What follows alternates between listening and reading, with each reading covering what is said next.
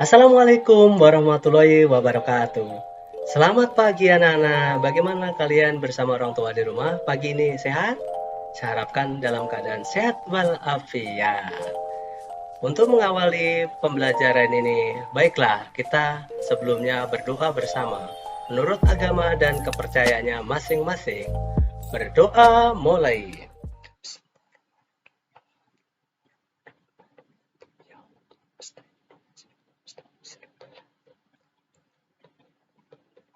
Berdoa selesai.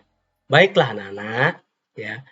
Materi tema 8 ini kita untuk mempersingkat, mari kita saksikan materi pembelajaran berikutnya anak-anak ya. Tema 8 ya. Tema judulnya Bumiku. Next kita lanjut.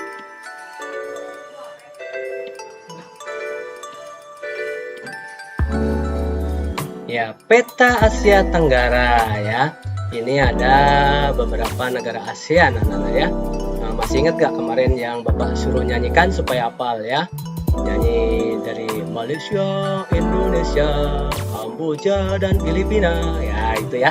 Kalian supaya bisa. Ya, kita lanjut pemaparannya. Catatan yang 11 ya. Kawasan Asia Tenggara ya terletak ya pada 23 lintang utara dan lintang selatan. Berdasarkan garis lintang, hampir seluruh Asia Tenggara ini berada di daerah tropis ya, kecuali nanti beberapa negara tentunya ya. Di Asia Tenggara ini adalah termasuk dilalui pegunungan muda atau Mediterania ya, dan secara geografis ini juga di jalur pada Samudra Pasifik dan Samudra Hindia dan benua Australia. Di kawasan Asia Tenggara juga dilalui dengan pelayaran ya, jalur Asia Timur dan Asia Selatan.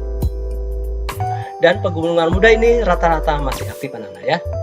Kenyataan dengan seringnya terjadi gempa, maka secara umum di Asia Tenggara itu adalah gempa vulkanik dan tektonik ya.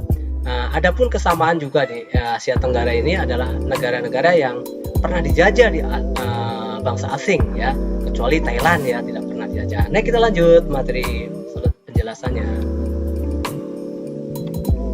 Catatan yang 12 ya. Keadaan alam negara ya. Contoh ini negara Singapura. Singapura merupakan negara kepulauan ya. Sama dengan Indonesia tapi negaranya kecil anak-anak ya. Pulau Singapura yang ukurannya adalah hanya sebesar, panjangnya hanya 41,8 km dan lebarnya hanya 22. Nah, dibandingkan dengan 0,9 ya, dibandingkan dengan Bogor ya, luasan Bogor ya anak-anak ya, Kabupaten Bogor maksud Bapak. Hampir semua wilayahnya berupa dataran rendah.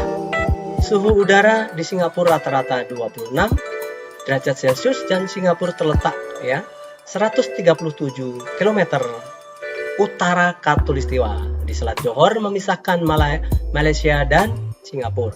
Singapura merupakan negara kepulauan yang memiliki 63 pulau kecil. Nah, ya, seperti itu ya. Pulau Ubin dan Pulau Sentosa. Nah, jadi kalau ada Pulau Sentosa ya adanya di Singapura ya. Singapura di Bukit Timah ini yang terkenal ya, ketinggiannya adalah 163,3 meter. Merupakan cagar alam yang terkenal di bukit ya. Timah ini ya, Nature Reserve ya. Ada pula Taman Botani terkenal yaitu Singapore Botanic Garden. Kita coba lanjut pemaparannya. Singapura, ibu kotanya adalah Singapura ya.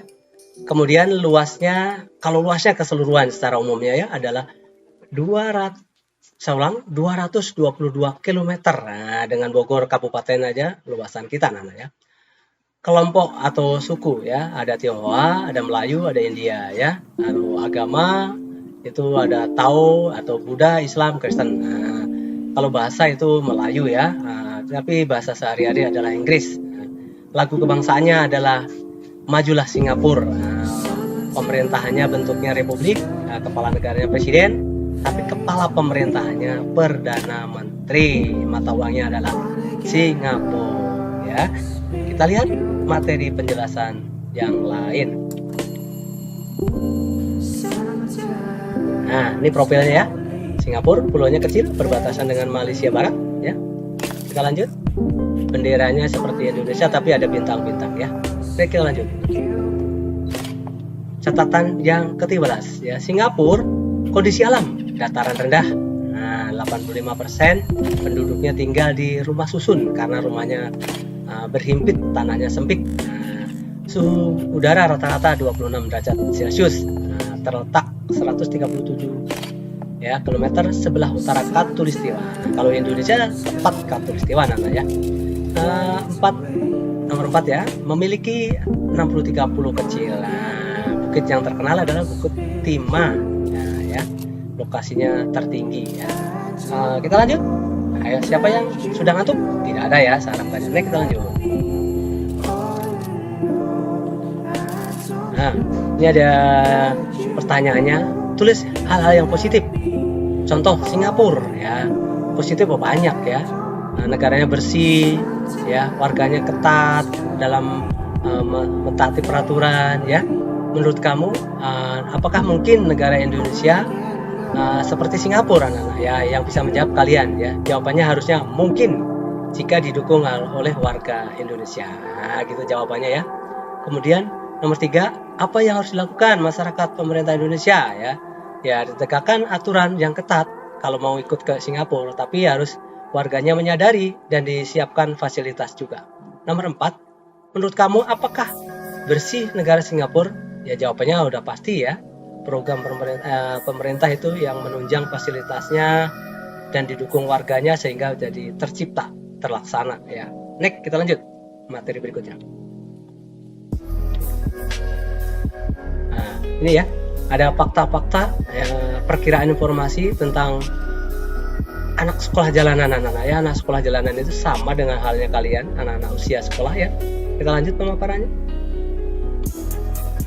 Ya, fakta-faktanya adalah kalau anak jalanan itu adalah pengamen, pemulung, ya, penyemir sepatu, ya. Anak-anak yang jalanan juga dari bis ke bis, ya.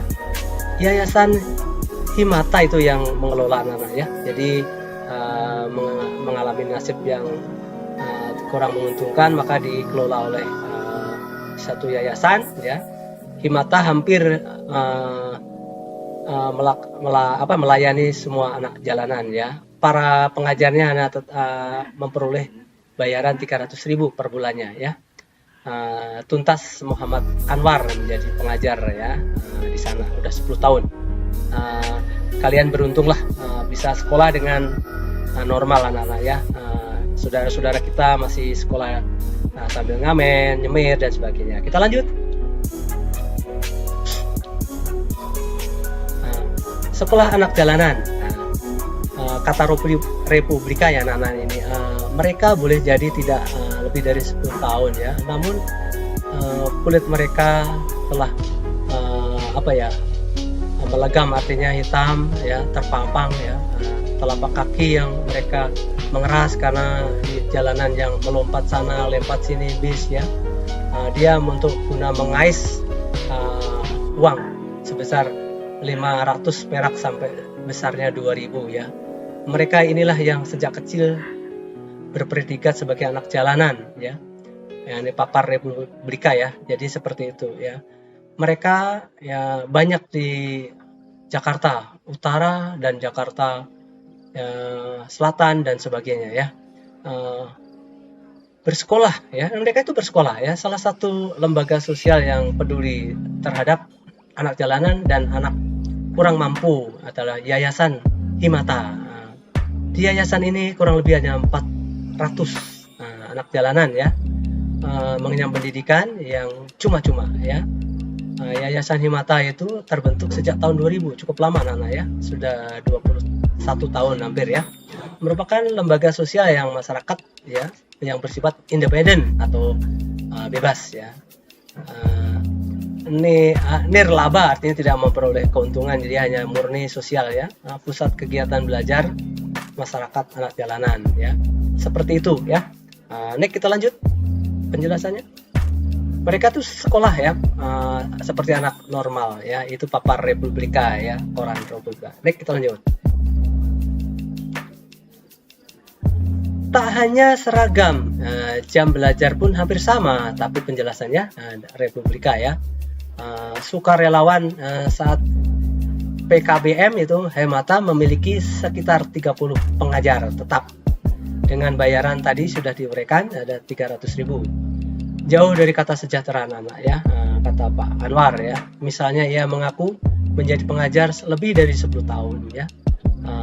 Karena tuntutan hati nurani, ilmu anak-anak bangsa lebih penting ya, kata Muhammad, guru mata pelajaran sosiologi dan pendidikan agama Islam. Secara fisik, bangunan PKBM ini di mata memang memenuhi syarat, namun nasib pengajar masih kurang perhatian dari donatur. Ini lanjut paparan Republika. Kita ini manusiawi, memang perasaan itu ada, namun sumber rezeki itu hanya di sini. Tetapi dia juga mengais sumber lain ya. Tutur tawakal saja, kata Anwar menurut koran Republika. Anak nih, kita lanjut. Ini edisi koran Republika ya, kita lanjut. Kita lanjut. Sekolah anak jalanan tadi masih artikel Republika ya. Nah, ini pikiran fakta ya. Tadi sudah mengamen, memulung, menyemir ya. Tadi loncat bis sana untuk guna yayasannya. Seperti itu ya, anak-anak jalanan bersekolah ya. Yayasan Himata merupakan salah satu lembaga sosial. Ya, PKBM-nya Himata hampir sama dengan sekolah normal ya. Para pengajarnya ada dibayar 300.000. Nah, tadi yang ditanya fakta-fakta ya. Pak Anwar sudah mengajar lebih 10 tahun ya. Nah, kita lanjut. Menjawab ya. Coba, kan ada kewajiban kamu anak-anak sudah dijabarkan bahkan berkali-kali mungkin di pembelajaran yang lain. Nah, coba ya. Nah, kewajiban 1 misalnya ya, kalian itu harus datang tepat waktu kalau ke sekolah. Ya, ini kewajiban di sini ada kaitannya dengan anak sekolah ya. Coba kita lihat. Kedua, kalian kewajibannya belajar ya. Belajar anak-anak ya. Kalian usia kalian bukan mencari uang sebenarnya ya. Kalian bersyukur sekali lagi untuk yang bisa belajar normal. Nah, kita lanjut. Nah, kewajiban apa? Kebersihan sekolah kalian kewajiban ya, dengan baik. Ya, itu contoh kewajiban ya. Sebagai anak sekolah. Yang utamanya adalah belajar ya, mengerjakan tugas ya. Kita lanjut. Demikianlah anak-anak di akhir pembelajaran hari ini. Mudah-mudahan apa yang disampaikan menjadi ilmu yang baik untuk masa depan. Dan jangan lupa selalu menjaga kesehatan dan patuhi protokol kesehatan. Terima kasih. Assalamualaikum warahmatullahi wabarakatuh.